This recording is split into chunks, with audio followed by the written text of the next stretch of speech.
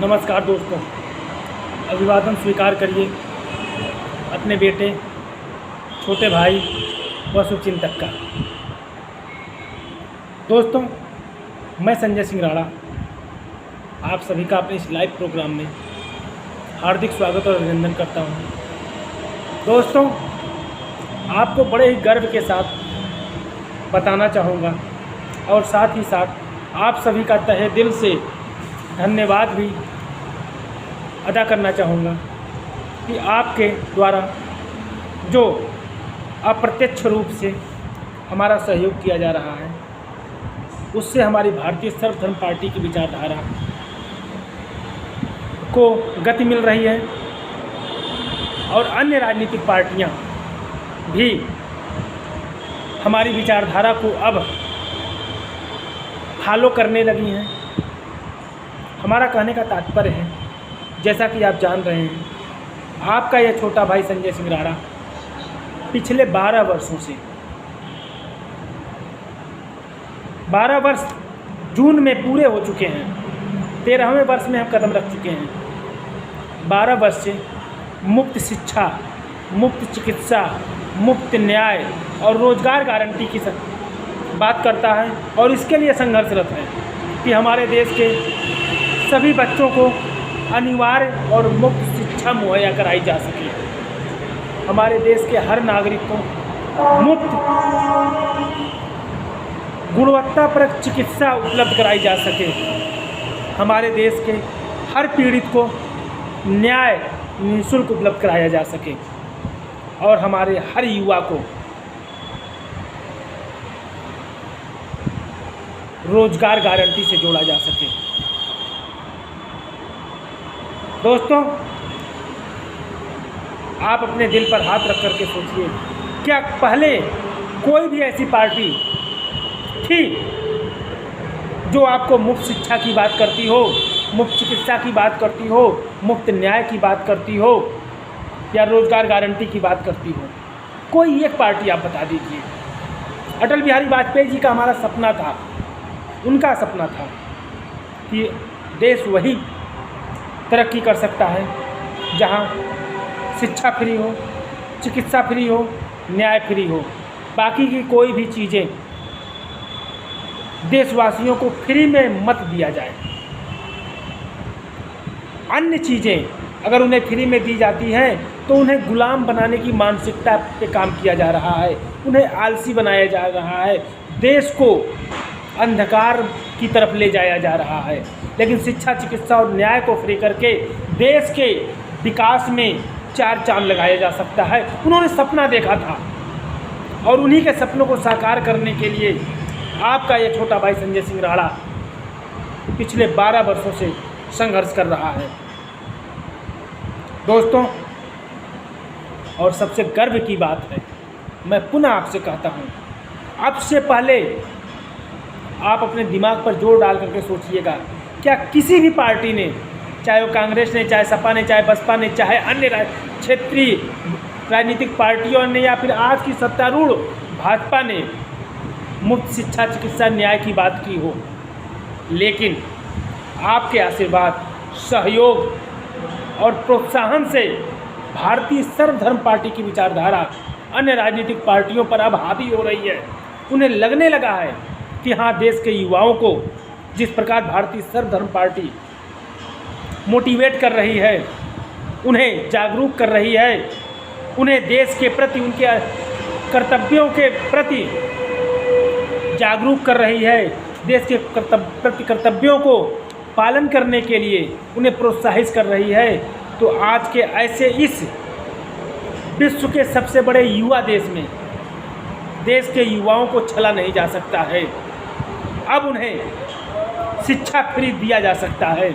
जैसा कि अभी कुछ दिन पहले आपने देखा था, आम आदमी पार्टी के अरविंद केजरीवाल जी ने भी कहा था, अगर हमारी सरकार आई तो हम शिक्षा को और चिकित्सा को फ्री करेंगे। यह बहुत ही गर्व की बात है, मेरे लिए तो है, क्योंकि मैं संजय सिंह राणा, मेरी कोई राजनीतिक पृष्ठभूमि नहीं है, सिर्फ अपने देश के प्रति अपने मौलिक कर्तव्यों के निर्वहन के लिए हर देशवासी का जैसे कर्तव्य बनता है, ठीक उसी प्रकार मैं अपने कर्तव्यों का निर्वहन करने इस राजनीति में आया हूँ, सत्ता का सुख भोगने नहीं। और इस अपने मौलिक कर्तव्यों को पूरा करने के लिए मैं तन मन धन से, अर्थात अपने बच्चों के मुंह के निवालों को भी इस संघर्ष में लगा चुका हूँ। और आज आप जानते हैं मेरा रोजगार पूरी तरह प्रभावित है। इसी कारण मैं अपने पार्टी के कार्यक्रमों का कंपेगन नहीं कर पा रहा हूँ, आयोजन नहीं कर पा रहा हूँ, आपके समक्ष उपस्थित नहीं हो पा रहा हूँ। तो ऐसी परिस्थिति में अगर कोई अन्य पार्टियाँ हमारी विचारधारा को फॉलो करती हैं तो यह भारतीय सर्वधर्म पार्टी के लिए गर्व की बात है, क्योंकि भारतीय सर्वधर्म पार्टी ने हमेशा से यही कहा है कि मैं राजनीति करने नहीं आया हूँ। भारतीय सर्वधर्म पार्टी का सपना, महत्वाकांक्षा राजनीति करना नहीं। भारतीय सर्वधर्म पार्टी का सपना है कि हमारे भारतवर्ष का हर युवा अच्छी गुणवत्तापरक शिक्षा से साक्षर हो, भारत का हर नागरिक अच्छी गुणवत्तापरक चिकित्सा से सुसज्जित हो, भारत का हर पीड़ित न्याय का हकदार हो, मुफ्त न्याय का हकदार हो, न्यायपालिकाओं में उसे फ्री मुफ्त पैरवी मिले, और हमारे हर युवा बेरोजगार को रोजगार मुहैया हो। और ऐसा अगर कोई भी पार्टी करने को तैयार है तो भारतीय सर्वधर्म पार्टी उस पार्टी का तहे दिल से स्वागत करेगी, चाहे वो अरविंद केजरीवाल जी हों, चाहे वो राहुल गांधी जी हों। राहुल गांधी जी ने भी अभी आपने देखा छत्तीसगढ़ में उन्होंने कहा कि अगर हमारी सरकार पुनः यहाँ आती है तो वह शिक्षा को पूरी तरह से फ्री करेंगे, निःशुल्क करेंगे, चाहे वह सरकारी विद्यालय हो, चाहे वो निजी कॉलेज हो। यह बहुत ही स्वागत योग्य फैसला है। लेकिन अगर ऐसा कह करके भी ये राजनीतिक पार्टियां मुकरती हैं तो मैं अपनी जनता से आह्वान करूंगा, इन्हें इनके करने की सबक अवश्य इन्हें दी जानी चाहिए। इनके साथ वह व्यवहार किया जाना चाहिए कि यह फिर पुनः किसी से जुमलेबाजी न कर सकें। जैसे हमारी मौजूदा सरकार ने महंगाई पर ताली और थाली पीट करके सत्ता सुख तो पा लिया, दूसरा कार्यकाल भी पा लिया, लेकिन आज तक महंगाई को नियंत्रण नहीं कर सके, भ्रष्टाचार पर कंट्रोल नहीं कर सके, भगोड़ों को देश छोड़कर भागने से नहीं रोक सके, हमारे देश को ऑनलाइन प्लेटफार्मों को जुए का अड्डा बना दिए, हमारे बच्चों के भविष्य से खिलवाड़ कर रहे हैं, हमारे सैनिकों से खिलवाड़ कर रहे हैं, हमारे देश के कर्मचारियों से खिलवाड़ कर रहे हैं, उनकी पेंशन को बंद करके नई पेंशन योजना ला करके। मेरे साथियों, ऐसे में अगर कोई भी राजनीतिक पार्टी हमारे विचारधारा को फॉलो कर जनता को छलने की चेष्टा करेगी तो भारतीय सर्वधर्म पार्टी परिवार कदापि चुप नहीं बैठेगी। दोस्तों, मैं आपसे हाथ जोड़कर आपका साथ पुनः चाहता हूं, और चाहता हूं ये जोर शोर के साथ, पूरे दमखम के साथ अपनी विचारधारा को जन जन तक पहुंचाइए। हमें एक दिन फतह अवश्य हासिल होगी। अगर नहीं कर सकते तो आप देख ही रहे हैं कैसे आपको राष्ट्रभक्ति के नाम पर, देशभक्ति के नाम पर गुमराह किया जा रहा है। अभी भी जो कुछ कल ही हमारे केंद्रीय गृह मंत्री जी का फैसला आया, बयान आया है, उसकी मैं जितनी निंदा कर सकूं, घोर निंदा कर सकूं, उतनी कम है, क्योंकि यह शर्मनाक बयान देश के गृह मंत्री को शोभा नहीं देता है। जिसको वह कह रहे हैं कि जिसे विकास दिखाई नहीं देता, जिसे विकास दिखाई नहीं दे रहा है देश में, उसकी जड़ें उसका दिल देश की जड़ों से जुड़ा ही नहीं है। अर्थात उनके कहने का तात्पर्य है, मैं स्वयं कहता हूँ, छाती ठोक करके कहता हूँ, पिछले 9 वर्षों में देश का कोई विकास नहीं हुआ। कोई एक भी विकास बता दें, कि वही विकास बता दें जो उन्होंने घोषणाएं की थी। मैं यहाँ 15 लाख की बात नहीं करूँगा, मैं यहाँ आतंकवाद उठाने की बात नहीं करूँगा, मैं यहाँ काला धन लाने की बात नहीं करूँगा, क्योंकि यह सब जनता सुन कर ऊब चुकी है। मैं बात करूँगा एक भी स्मार्ट सिटी 100 में से एक स्मार्ट सिटी इन्होंने 9 सालों में अस्तित्व में लाया हो तो बताएं, तो मैं मानूँ हाँ देश में विकास हुआ है। इन्होंने एक भी नदी को साफ किया हो, छोटी से छोटी नदी की भी पूर्ण रूप से साफ किया हो, तो मैं मानूंगा कि हाँ इन्होंने विकास किया। इन्होंने एक भी गोद लिए गांव को आदर्श गांव की श्रेणी में लाया हो, तो मैं मानूंगा कि हाँ इन्होंने विकास किया। महंगाई पर इन्होंने अगर कंट्रोल किया हो, तो मैं मानूंगा हाँ इन्होंने विकास किया। फिर किस मुद्दे पर यह देश के उन युवाओं को, उन नागरिकों को ऐसा कह सकते हैं कि नागरिकों में देश प्रेम की भावना नहीं है? अरे अगर आपके अंदर देश प्रेम की भावना होती, आपके अंदर जरा भी इंसानियत होती, आपके अंदर जरा भी देश के 140 करोड़ जनता के प्रति हमदर्दी होती, तो अब तक अपने किए गए वादों को आप अमली जामा पहना चुके होते। लेकिन सिर्फ और सिर्फ आपको राजनीति करनी है, मंदिर के नाम पर, मस्जिद के नाम पर, राष्ट्रवाद के नाम पर, देश प्रेम के नाम पर, सैनिकों के नाम पर, आतंकवाद के नाम पर, महंगाई के नाम पर, क्योंकि इसके सिवा आपके पास कुछ है ही नहीं देश की जनता को देने के लिए। लेकिन हमारी देश की जनता जो 75 साल की आज़ादी के दौरान 66 वर्षों तक कांग्रेस और उसके सहयोगी दलों के जुल्मों से हमसे तंग आ चुकी थी, वह 5 साल के समय से उसे नहीं पाटा जा सका।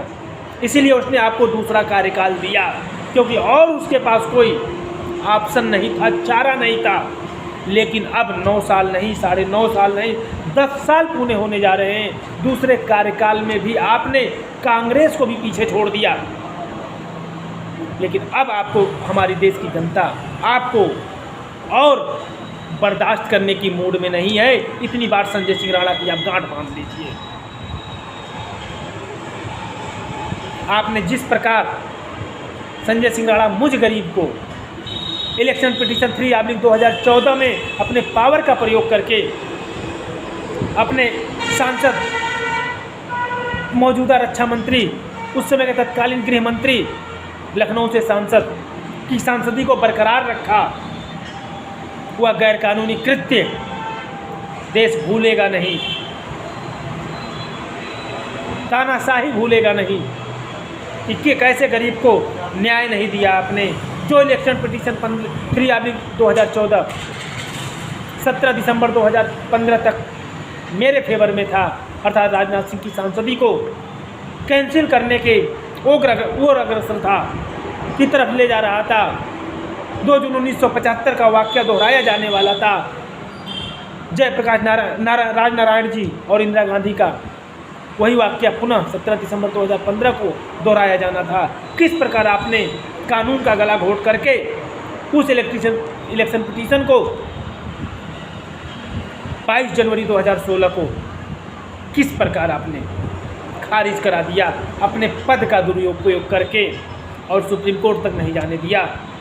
ऐसी निमित्ताएं, कहा गया वहाँ देर है अंधेर नहीं है, उनकी लाठी में आवाज़ नहीं होती है। ठीक उसी प्रकार मेरे दोस्तों, जैसे कांग्रेस का अहंकार हमारे देश की जनता ने चकनाचूर कर दिया, ठीक उसी प्रकार आपका अहंकार भी इस 2024 के लोकसभा चुनाव में आपको आईना दिखाएगा। यह संजय सिंह राणा का आपसे वादा है। मेरे साथियों, भारतीय सर्वधर्म पार्टी पुनः कहती है और आह्वान करती है अपने युवाओं का, अपने देशवासियों का, अपने बड़ों का, अपने बुजुर्गों का, अपनी बहनों का, अपनी माताओं का, कि यह भारतीय सर्वधर्म पार्टी परिवार आपके बच्चों के भविष्य के लिए अस्तित्व में आई है और दोबारा ऐसी कोई पार्टी शायद ही अस्तित्व में आए जो पिछले 12 वर्षों के बाद भी आज अकेली लड़ रही है, सिर्फ इसलिए क्योंकि वह अपने सिद्धांतों से समझौता नहीं करना चाहती है, वह अपने वसूलों से मुकरना नहीं चाहती है, वह इन भ्रष्ट राजनेताओं से गठबंधन नहीं करना चाहती है। अन्यथा हर पार्टी से ऑफर आया मेरे दोस्तों, लेकिन आपका ये छोटा भाई संजय सिंह राणा। और आप कुछ अंदाज़ा लगा सकते हैं, एक प्रधानी का चुनाव जीतने के बाद आदमी फॉर्च्यूनर से चलता है, लेकिन आपका ये छोटा भाई संजय सिंह राणा लखनऊ जैसे वीवीआईपी सीट पर लोकसभा प्रत्याशी छठी पोजीशन आने के बाद, जहां लोगों ने करोड़ों रुपए पानी की तरह बहाया, लेकिन आपके छोटे भाई के नीचे आए। 15 प्रत्याशी 2019 के चुनाव में लखनऊ से